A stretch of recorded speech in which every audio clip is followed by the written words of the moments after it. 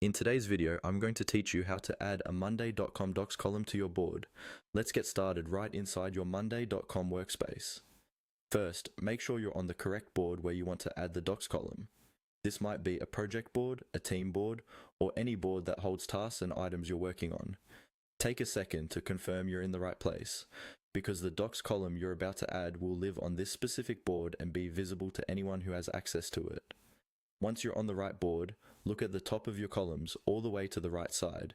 You'll see a small plus sign that lets you add a new column. Go ahead and click on that plus sign. This is the main way to bring in new column types, like status columns, date columns, and in this case, Monday Docs. After you click the plus sign, a menu will open showing you all the different column options. In this list, look for the option called Monday Docs or Docs.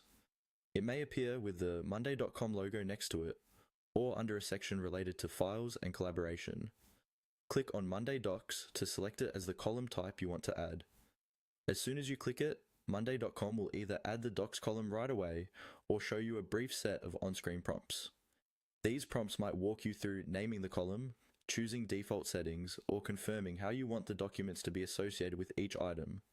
Follow each prompt carefully. If you're asked to give the column a name, choose something clear and descriptive, like Project Docs or Task Documentation, so that your team instantly understands what it's for. Once the column is created, you'll see a new docs cell on each item in your board. From here, you or your teammates can click into any cell in that docs column to create or open a document that's directly linked to that specific task or project. This makes it easy to keep meeting notes, requirements, or plans right where you need them, without jumping between different tools. Take a moment to test it on one item. Click into the docs cell, create a new document, and type a short note.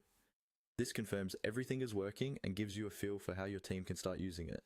And that's all you need to do to add a monday.com docs column to your board.